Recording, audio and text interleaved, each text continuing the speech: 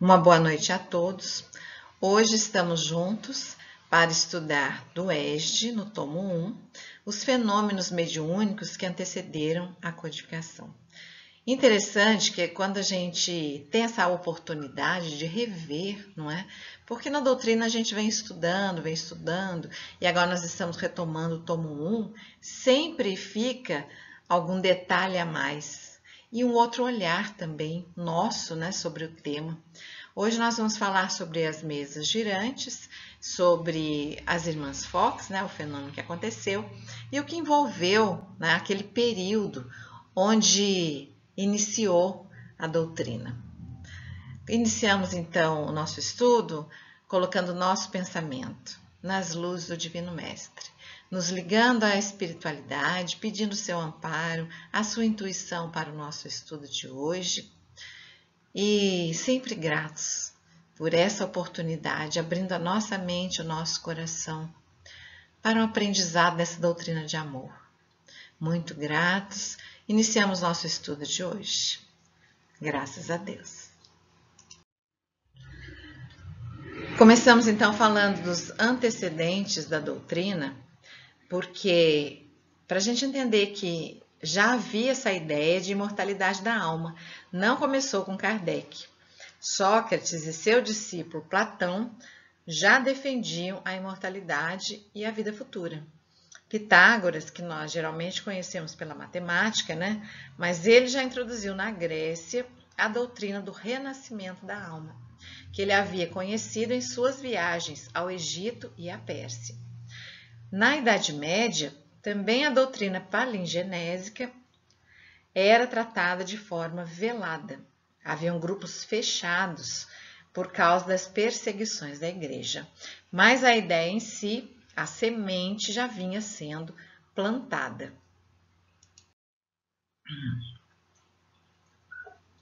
Agora, já falamos aqui chamei de precursores da doutrina, porque já vamos falar de pessoas que passaram por fenômenos mediúnicos, né? Swedenborg é um clarividente sueco que em abril de 1744 já estabeleceu uma primeira comunicação com os espíritos. Arthur Conan Doyle, em seu livro, refere-se à experiência de um pastor de uma igreja escocesa e os fenômenos psíquicos no período de 1830 a 1833. Investigando os sensitivos Campbell e MacDonald, certificaram-se de que eles falavam línguas estranhas e realizavam curas. Na mesma igreja, também aconteceram manifestações de espíritos que produziam ruídos esquisitos.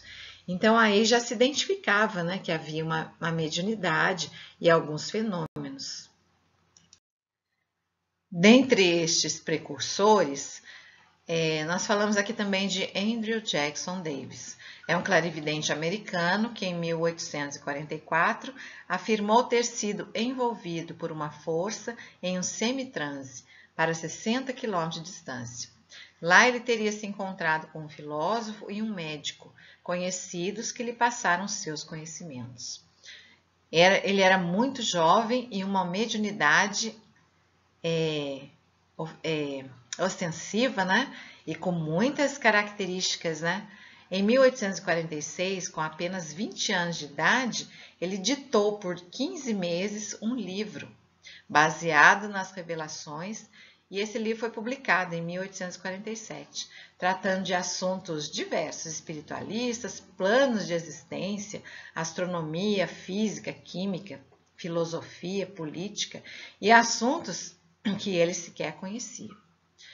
E tão jovem, ele tinha essa característica mediúnica, e com esses contatos que ele fez, né, que ele recebeu do plano espiritual de alguns médicos, ele passou até a atender algumas pessoas.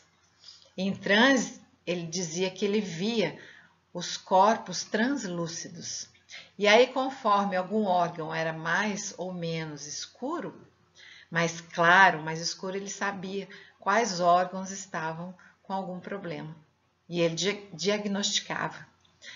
Ele era sapateiro, depois ele teve uma livraria, mas esse contato dele, né, declarava uma mediunidade, né, e ele foi chamado também o profeta do Espiritismo, porque depois que ele desencarnou com 84 anos, eles encontraram uma mensagem que ele tinha recebido no mesmo dia que iniciaram os contatos das irmãs Fox. E essa mensagem dizia que haveria uma importante revelação acontecendo naquele momento e que mudaria, né, toda a história da humanidade, que daria início a uma nova era de conhecimentos. Nós falamos agora um pouquinho, então, de contexto histórico, para a gente entender que nada é por acaso, que a espiritualidade vem revelando, vem realizando o processo, mesmo que a gente não entenda.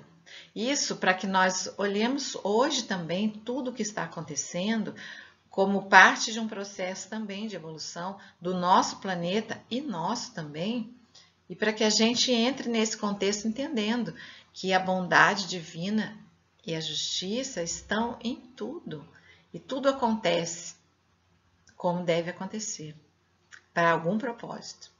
A Renascença, nos séculos XV e XVI, operou na Europa um movimento renovador nos domínios literários, artísticos e científicos.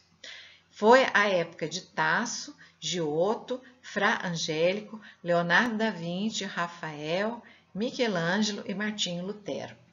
Todos, né, muito conhecidos também por sua obra, todos muito intelectuais. No século XVIII, uma enciclopédia, também chamada de Dicionário Raciocinado das Ciências e das Artes, escrito em 33 volumes, veio consolidar e disseminar os progressos de toda a cultura da época.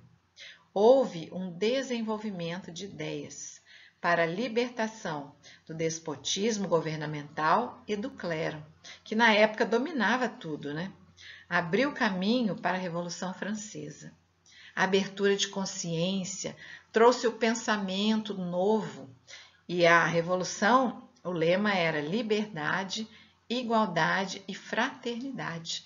Isso aí já era a semente que vinha sendo plantada, dando seus passos para o momento do florescimento, né?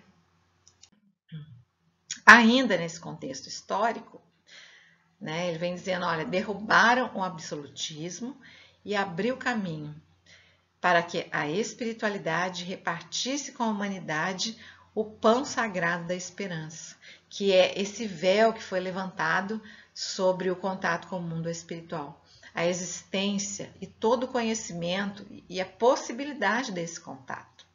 O século XIX foi chamado século das revoluções. A Revolução Francesa, a Revolução Industrial e muitas manifestações filosóficas, políticas, religiosas, científicas e sociais. Tudo isso foi acontecendo para expandir, para crescer e para que o movimento, né, da inteligência, a intelectualidade pudesse ser desenvolvida também. Agora vamos falar dos fenômenos mesmo, né? O que aconteceu? Em 1847, a família Fox, de origem canadense, instalou-se em uma casa modesta em Hydesville, no estado de Nova York.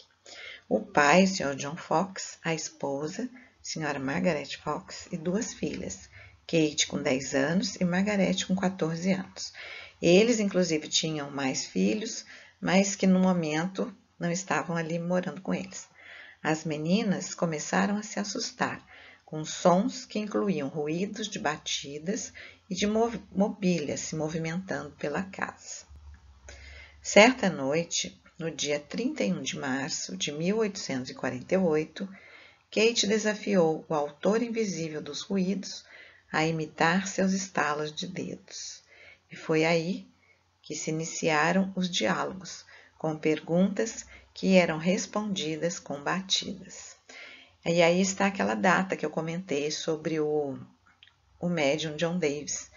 Nessa data foi que ele recebeu aquela mensagem. E foi quando começaram os diálogos, então. E aí estabeleceu-se uma comunicação. Logo, se juntaram vizinhos e toda a família e foram criando códigos para indicar as letras do alfabeto. E virou assim já uma atração. Havia mais pessoas, eles chamavam mais pessoas também para ver o que estava acontecendo. Isso foi envolvendo as irmãs também numa questão em toda aquela região ali. Aconteceu toda uma informação nessa comunicação, né? O espírito, ele foi contando a sua história, que ele tinha sido um mascate chamado Charles Rosner e que ele fora assassinado 5 anos antes e havia sido enterrado no porão. Então, imagina a curiosidade de toda a população ali. Naquela época era uma cidade pequena, né? Mascate era um vendedor ambulante, que antigamente, né, ele passava pelas residências fazendo a venda da mercadoria, né? Então ele fazia, as pessoas faziam encomendas e ele trazia. Então parece que houve um desentendimento com o comprador e ele acabou morto neste local. E 5 anos depois elas foram morar lá, naquela mesma casa. Então, na época que elas falaram, né, que elas contaram e toda a história veio à tona e todos ali na região já ficaram sabendo, né, foram feitas algumas buscas na casa e encontraram alguns ossos, cabelo, mas nada que pudesse ser uma prova contundente do fato exatamente, né? E chegaram a investigar o suposto assassino, descobriram quem morava ali 5 anos atrás. E essa pessoa até sofreu alguma perseguição ali por parte da população, que acreditou no que elas diziam. Mas a prova mesmo não tinha, então não aconteceu nenhuma prisão. Na verdade, o objetivo não era efetuar a prisão. A pessoa que cometeu, com certeza, ela infringiu a lei de Deus. E isso não era preocupação dos espíritos, a própria consciência da pessoa, né, depois que ele desencarnasse, ele ia, né, trabalhar com essa situação aí. Mas não era essa a preocupação da espiritualidade. A preocupação era chamar a atenção para o contato do mundo espiritual. Mas essas meninas, imaginam, elas tinham 10 e 14 anos. Muita coisa aconteceu com elas. Elas foram investigadas, né? Elas foram... Imagina as pessoas com curiosidade, os cientistas, né? Os entendidos na época. Então, elas passaram por muita coisa. Elas foram afastadas da sua casa, por causa de dizer que elas é que provocavam tudo aquilo. Elas foram vítimas de intolerância das pessoas e do fanatismo também dos conservadores religiosos. Como a gente comentou antes, tudo que é novo e diferente tem muita dificuldade. E o poder da igreja também era muito duro e muito forte naquela época. Então falavam que era coisa do demônio e acusavam as meninas, né? Ao mesmo tempo, isso tudo chamou muita atenção. E aí muitas outras pessoas iniciaram o movimento espírita, que atraiu milhares de adeptos. Essa sim era a questão levantada pela espiritualidade.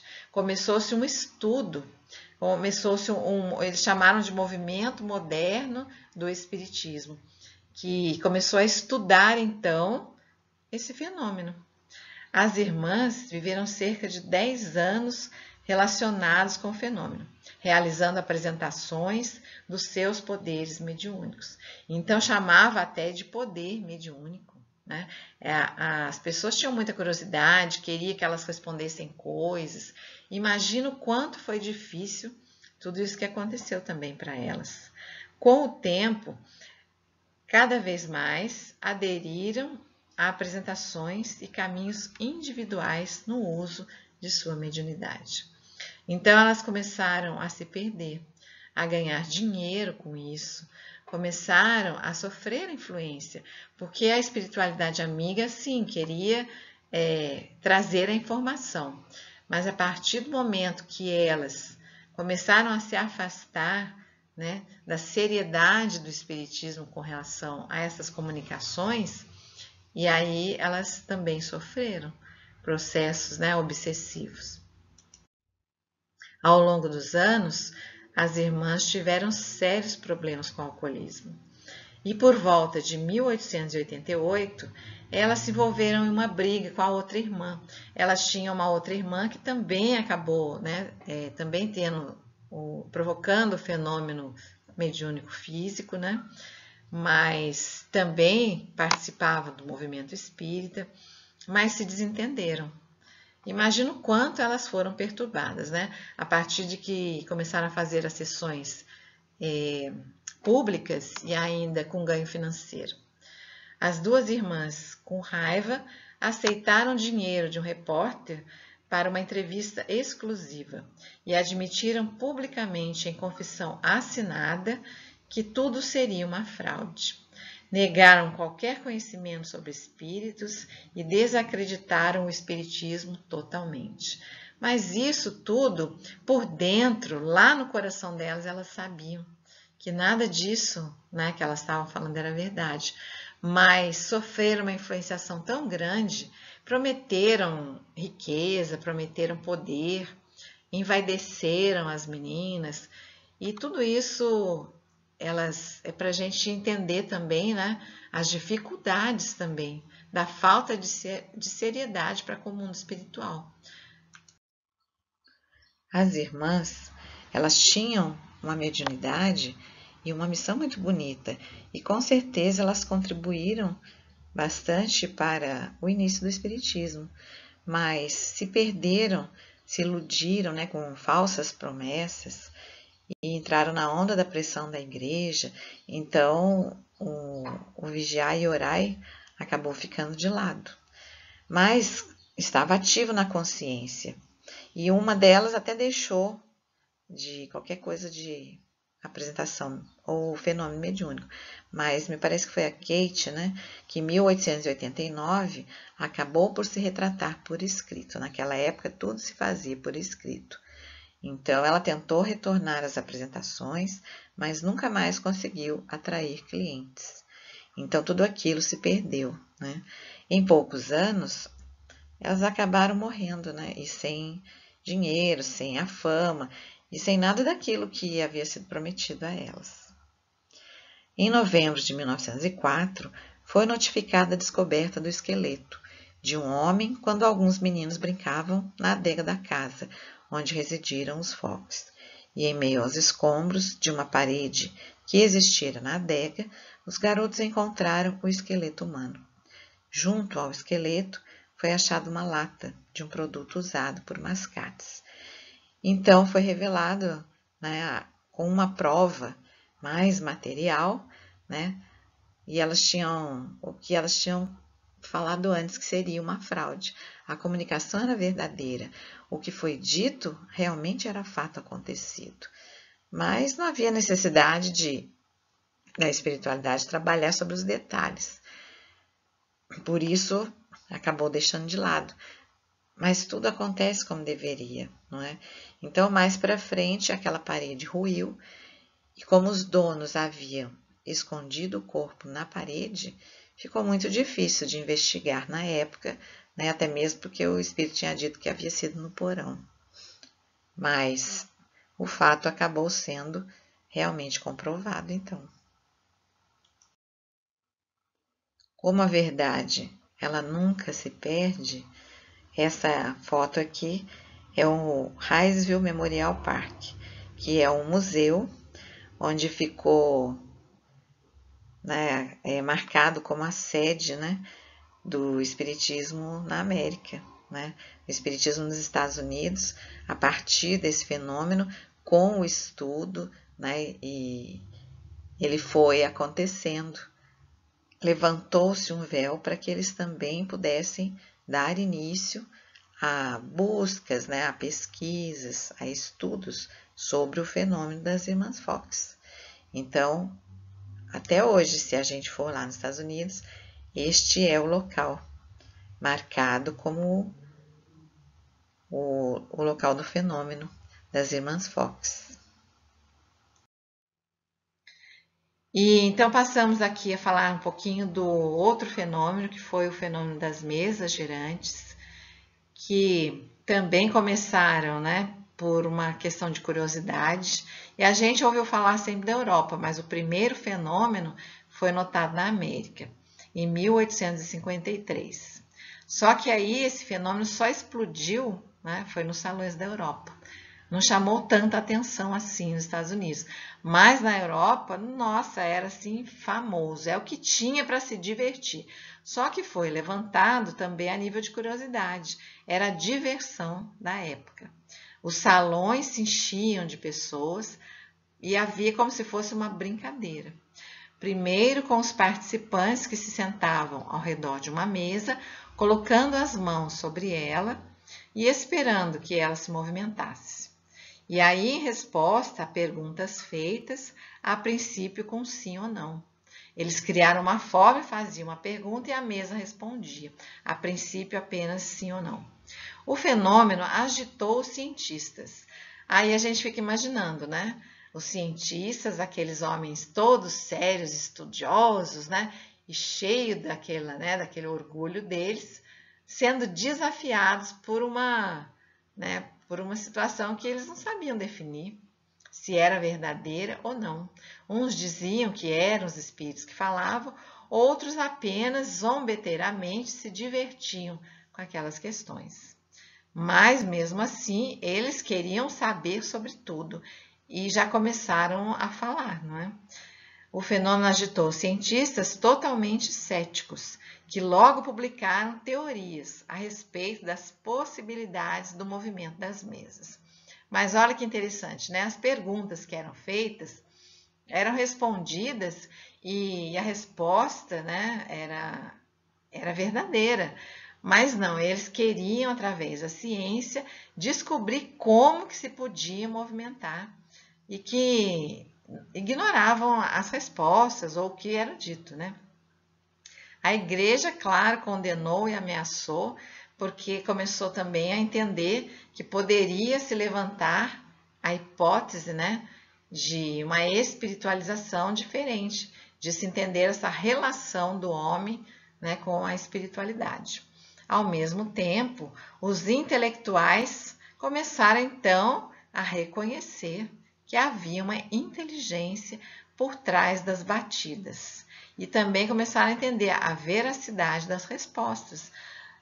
Como eu falei aqui, né? Se havia alguma pergunta e quem se manifestava pela mesa sabia e a resposta era verdadeira, então começou a ficar difícil também de negar, por mais que os cientistas quisessem, né, ignorar algumas coisas e ir para uma descoberta, né, para o entendimento que eles queriam.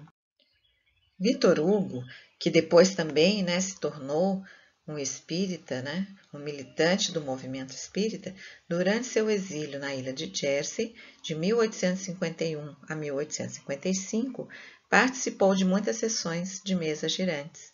Entrou até em contato com sua filha, morta por afogamento, e também com outros escritores. Isso trouxe para ele também um entendimento maior.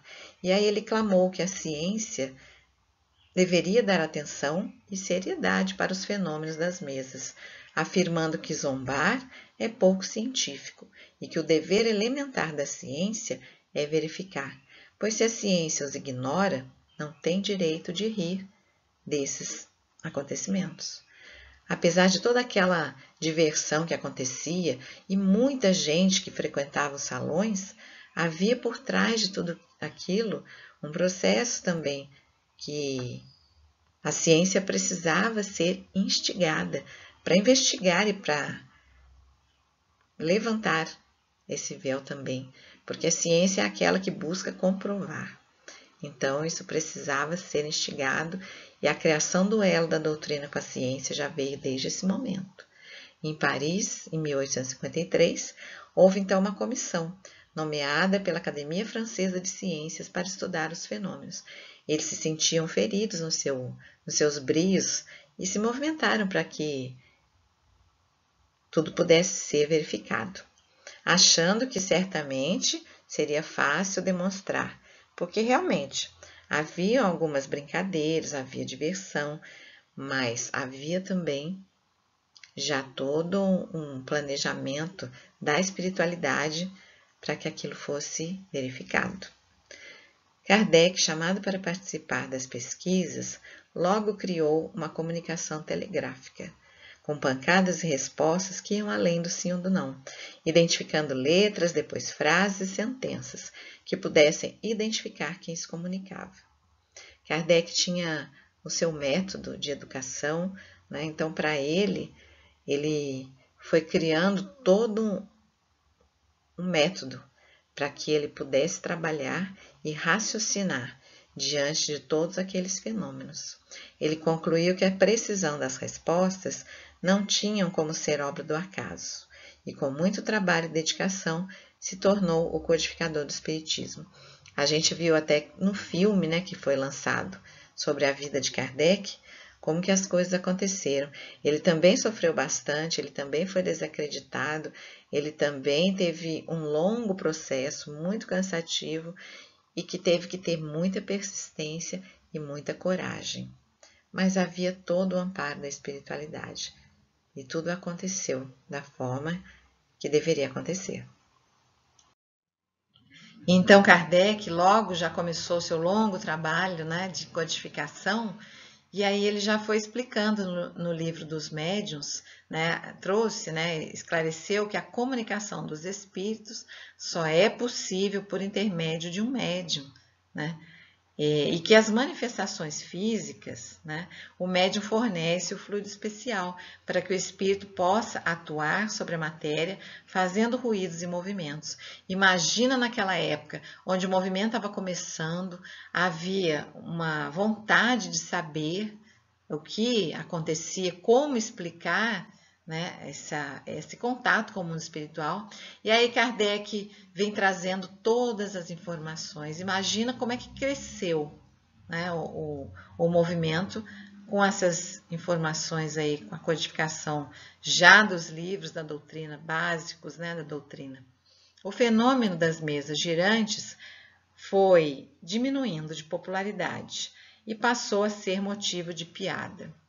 Fraudes foram praticadas, é claro, é tudo uma diversão, e a diversão saiu de moda, mas o objetivo era muito maior do que isso. As mesas não mais importavam, porque as mensagens chegaram ao codificador, que trouxe a doutrina esclarecedora, que só faz ajudar, orientar e auxiliar nas comunicações com o mundo espiritual. Então, esses fenômenos anteriores, a gente viu claramente que eram apenas para abrir, né, para iniciar o movimento, para trazer essa informação, né, para aquela época e alertar e tocar os cientistas para que tudo fosse investigado, verificado e o codificador realmente surgisse. Eu trouxe aqui esse último slide ainda falando da aliança da ciência e da religião, para a gente então fechar esse ciclo, né, de como que as coisas foram acontecendo. A ciência e a religião são as duas alavancas da inteligência humana. Uma revela as leis do mundo material e a outra as do mundo moral. Então, a mensagem que é trazida, né, até no Evangelho fala que são chegados os tempos em que os ensinamentos do Cristo têm que ser completados, em que o véu intencionalmente lançado sobre algumas questões desse ensino tem que ser levantado. A gente sabe até, né, que Jesus, na sua passagem, já falava sobre algumas coisas, mas ainda não era a hora, não era o momento de que tudo esclarecesse. Era preciso que a ciência também acontecesse, tivesse um progresso intelectual para que tudo fizesse sentido. Então, em que a ciência, deixando de ser exclusivamente materialista, não é? Teria que levar em conta o elemento espiritual. E o momento em que a religião, também deixando de ignorar as leis orgânicas e imutáveis da matéria, né, se unisse a isso, e ambas, essas duas forças, apoiando-se uma na outra, marchassem combinadas. Então, não mais desmentida pela ciência, a religião adquirirá inabalável poder, porque estará de acordo com a razão, já não podendo mais se opor à irresistível lógica dos fatos. Isso aconteceu quando os cientistas, então, partiram para essa investigação. Então, juntou-se, né, o conhecimento científico e aí o campo moral e a espiritualidade, toda a informação que poderia vir, aconteceu. E o Evangelho ainda trouxe um texto, né, que dizia: tudo que está oculto será um dia revelado, e que o que o homem não pode compreender na Terra, o será revelado nos mundos mais avançados. Tem muita coisa que a gente ainda não sabe, nós somos muito pequenos ainda. O Espiritismo surgiu na época devida, não para desabonar os ensinamentos antes revelados, nem para insurgir-se contra eles, mas para melhor esclarecê-los e ampliá-los. Seus precursores foram todos aqueles que, no decorrer dos tempos, legaram à humanidade subsídios para a demonstração da verdade. E foram pontos em que foram sendo levantados e se uniram, né, para que a gente pudesse entender realmente o que Kardec traria, o que a espiritualidade colocaria para nós. Os fenômenos de Hydesville despertariam o mundo, tudo bem planejado pelo alto. Uma obra grandiosa, graças também ao desbravamento dos precursores. Cada um, a seu turno, colaborou de uma forma ou de outra para a sua efetivação. E Kardec sempre soube, tanto que ele não colocou o nome dele, né? Ele colocou um pseudônimo, ele sempre soube que todos esses ensinamentos eram dos espíritos. Então, o que aconteceu antes foi para que chegasse ao ponto em que a ciência pudesse comprovar a matéria e o espiritismo viesse trabalhando a parte moral.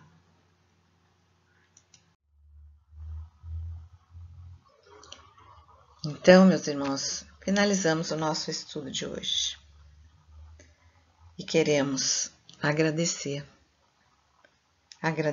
por esses precursores, por todos esses irmãos que sofreram, que tiveram a sua caminhada também, até para que a doutrina chegasse ao nosso momento de hoje. Que nada foi fácil. Podemos então colocar na nossa mente que o vigiar e o orar é uma questão de todos os dias, em todos os momentos. Que a nossa caminhada é no esforço diante de nós mesmos. Joana de Ângeles diz para nós: examina o passado para verificação do que te compete refazer, mas não te fixes nele. Nosso pensamento não pode se fixar no passado. Então deixemos as culpas de lado. Deixemos o que aconteceu apenas para nos trazer a caminhada até o hoje. Prepara o futuro através de atitudes, mas não te angusties com a chegada dele. Não deixemos que a ansiedade tome conta. Não vamos ansiar um amanhã que ainda não chegou. Tudo tem seu momento certo. Nos concentremos no hoje, preparando o nosso futuro. Agradeçamos sempre ao amor de Jesus que cuida do nosso planeta. Que nada acontece por acaso. Que a doutrina de amor foi codificada e trouxe para o nosso coração uma mensagem que precisa ser vivenciada.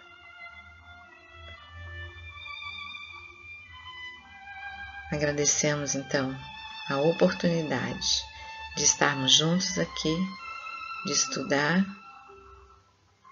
esses conhecimentos, de adquirir mais força, mais energia para o nosso equilíbrio.